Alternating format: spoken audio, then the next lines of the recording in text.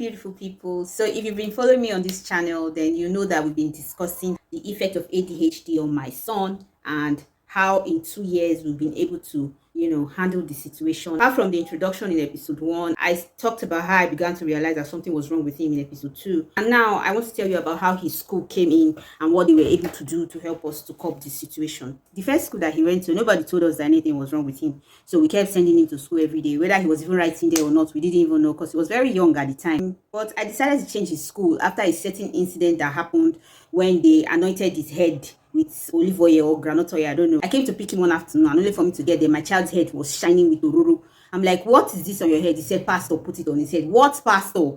I yelled, and the school authority came out, and she was pleading. It's the pastor, it's our family pastor that came to pray with the kids. Pastor that I did not know.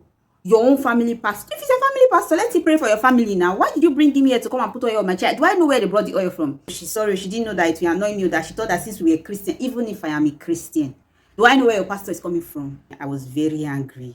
In as much as we are Christians and we serve one God and all of that, it doesn't mean that you should carry your pastor from your church to come and put anointing oil on my child's head. After that incident, and I began to notice that any little thing, Newton comes home and he's always complaining. He started feeling as if they were trying to victimize my child because I got angry at them for putting ororo on his head. So because of that, I had to withdraw him from the school. We admitted him into the new school. At first, they kept telling me that Newton is not writing. Newton is not writing. I was okay, he will write. I will get home and scold him and talk and everything. And believing that he has heard me, he will go to school the next day. And I will go. In fact, I'm the kind of parent that the school is not far from my house. So I'm almost always there. Once I see anything I don't like, oh yeah, I don't reach there. I'm not going there to go and quarrel or anything, but I want to know what is happening. So before you know, bam, I don't reach there. What's going on? Newton came home with incomplete notes. These notes don't seem complete. This one don't seem complete. They will tell me that it's true. He didn't write. They forced him. This class teacher will come. She will explain herself. The proprietress will sit the class teacher down, sit myself down. He didn't want to write anymore. He wanted you to ask him questions so that he will use his mouth to tell you the answers. And we didn't think much of this particular situation until exam period came. During exam, others will be writing. My child will not write. He will carry his script. I don't know what he used to do. He will just sit down and not do anything. Then when it's closing time, during exam period, when it's closing time, I'll come and pick him. The way other people will come and pick their children after school, I'll come and pick my own. They will tell me that my child is still inside the hall. In fact, that I should pay the bike that carried me so that the bike can go, and then that I should go and sit with him inside the hall. When I get into the school premises, in most cases, I'm not even the only parent there. They have already called other parents whose children were inside the hall, and all of us, we have to sit down near our wards there. The owner of Newton's new school is somebody that I actually respect so much because she takes her job very seriously.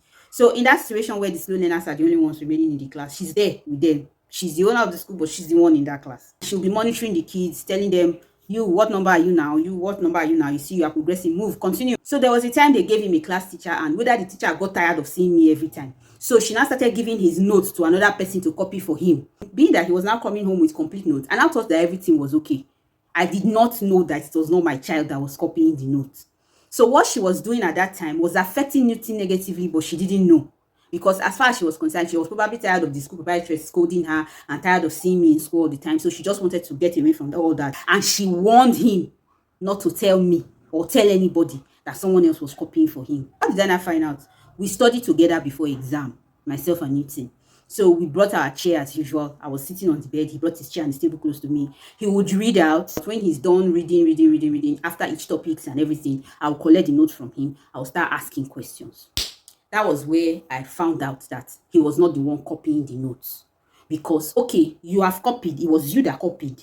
There's no way that no matter the jiggy-jagger that you wrote, you can read your writing. So, oh yeah, bros, you did not write jaga-jaga. You are writing what me I'm saying. As far as I was concerned then, I didn't know it was somebody else that was copying notes for my child. So I'm like, you wrote it. Why can you not read it? He'll be struggling to pronounce the words, struggling to... I'm like, no, you write this thing. I don't understand. I picked my kid and I said, come, bros, you know, before they go school, they go copy notes. Come, when you don't reach for me and you to read the notes, you go to jikoko. Once he sees Kane like this, he starts fidgeting. I said, today, that thing that is making you unable to read fluently will leave your body. So I carried the cane. When he saw that I was going to use the cane, he said, Mom, it's not me that wrote it. Mom, it's not me. It's not me. It's not me. Seriously, it's not me that wrote it. I said, what do you mean? It's not you that wrote what? Exam is next week. It's not you that wrote what? What are you saying? That is not me that used to copy my notes. It's not me. He called the name of the person that used to help him copy notes in class. I'm like, you used to give your notes. See me that was thinking that the problem was over. See me. As in, that day, now like this, now remain. I want enter market. I say, you are not the one writing words. What are you telling me? That this matter never finished for grand. You know they still right. Hey, God. Oh.